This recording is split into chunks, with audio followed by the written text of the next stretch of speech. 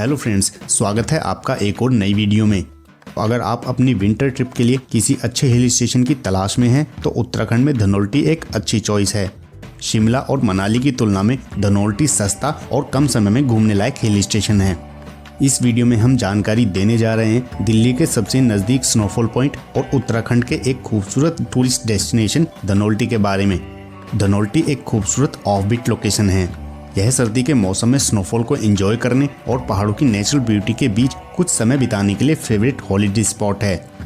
इस वीडियो में हम जानेंगे धनोल्टी कैसे पहुँचे, धनोल्टी में कौन कौन सी देखने लायक जगह हैं, यहाँ होटल कहाँ लेना चाहिए, इसके अलावा स्नोफॉल के लिए सबसे बेस्ट टाइम क्या है।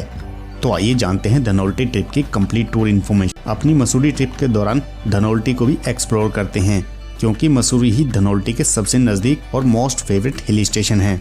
धनोल्टी मसूरी जितना फेमस नहीं है, इसलिए आपको धनोल्टी में टूरिस्टों की भीड़ भी कम मिलेगी। एक्चुअली धनोल्टी उन लोगों के लिए बेस्ट है जो नेचर लवर हैं और पहाड़ों में कुछ पीसफुल टाइम बिताना चाहते हैं। इसके अलावा मसूरी के कंपैरिजन में धनोल्टी में अधिक खूबसूरत माउंटेन व्यूज देखने को मिलते हैं। यह जगह अपने काम और कूल एटमॉस्फेयर के लिए फेमस है और लोग यहाँ पर कुछ समय नेचर के करीब बिताना पसंद करते हैं। बात करें धनोल्टी पहुँचने की तो दिल्ली से धनोल्टी की दूरी लगभग 300 किलोमीटर है और इस दूरी को आप सबसे अच्छे और सस्ते विकल्प यानी कि ट्रेन द्वारा पूरी कर सकते हैं। यहाँ ट्रेन देहरादून रेलवे स्टेशन तक जाती है, जो धनोल्टी से केवल 36 किलोमीटर दूर है।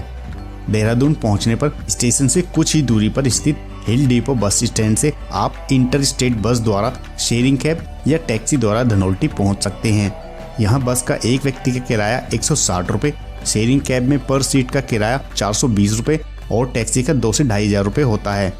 इसके अलावा बात करें वोल्वो बस द्वारा तो दिल्ली से मसूरी के लिए प्राइवेट वोल्वो और हिमाचल रोडवेज की बस सुविधा अवेलेबल है, जो 8-9 घंटों में मसूरी पहुंचा देती है और जिनका किराया 900 रुपये से 1500 रुपये अलग अलग बस के अकॉर्डिंग होता है।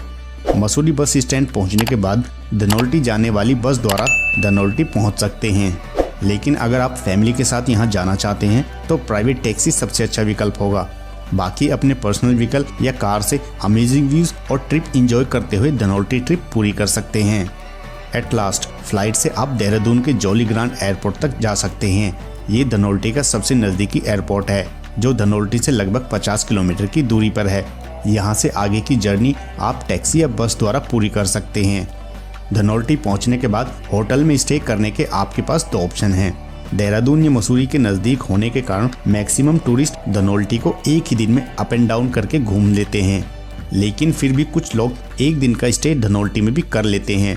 इसलिए आपको यहाँ स्टे के लिए होटल के कई ऑप्शंस मिलेंगे, जिनमें बजट होटल से हाई रेंज के होटल्स भी हैं। पीक सीजन में यहाँ होटल के रूम रेंट 2500 से 5000 रुपये और ऑफ सीजन में 1500 से 2500 रुपये तक देखने को मिलते हैं।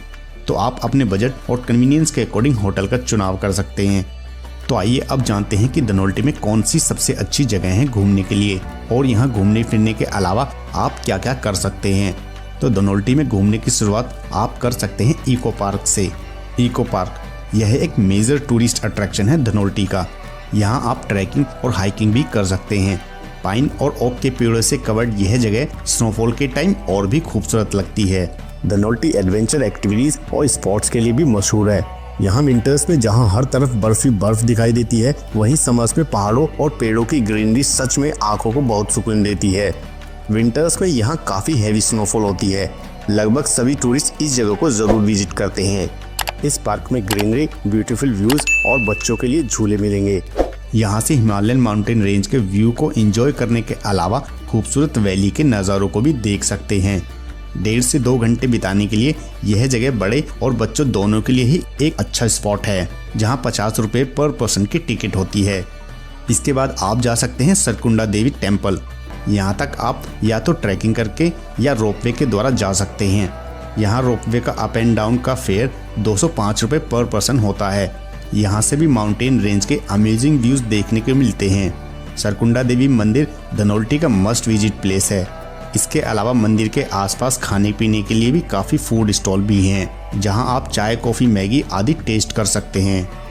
इसके बाद आप जा सकते हैं धनोल्टी एडवेंचर पार्क। यह धनोल्टी में आउटडोर और एडवेंचर एक्टिविटीज़ करने के लिए सबसे अच्छी जगहों में से एक है। आप यहाँ zip lining, trekking, rappelling, rock climbing, mountain biking paragliding, sky walk और वैली क्रॉसिंग आदि एक्टिविटीज कर सकते हैं। यह एक स्नो एडवेंचर जोन है जहां आप स्नोफॉल को एंजॉय कर सकते हैं। इसके अलावा अपने टाइम शेड्यूल और बजट के अकॉर्डिंग आप धनोल्टी के कुछ और टूरिस्ट प्लेसेस को भी एक्सप्लोर कर सकते हैं, जैसे देवगढ़ किला, टिहरी डैम और कानाताल आदि। बात करें यहाँ जाने के सबसे अच्छे समय के बारे में तो वैसे तो साल में कभी भी यहाँ जा सकते हैं, लेकिन गर्मियों में अप्रैल टू जून और सर्दियों में अक्टूबर से फरवरी के बीच यहाँ जाना बेस्ट टाइम माना जाता है। तो दोस्तों यही थी धनोल्टी के बारे में कंप्लीट टूर इन्फॉर्मेशन। इसके अलावा इस ट्रिप को लेकर आपका कोई भी क्वेश्चन या क्वेरी है तो आप कमेंट करके पूछ सकते हैं। उम्मीद है वीडियो आपको पसंद आई होगी। अगर पसंद आई तो वीडियो को लाइक, कमेंट, शेयर करने के साथ साथ चैनल को सब्सक्राइब भी करें।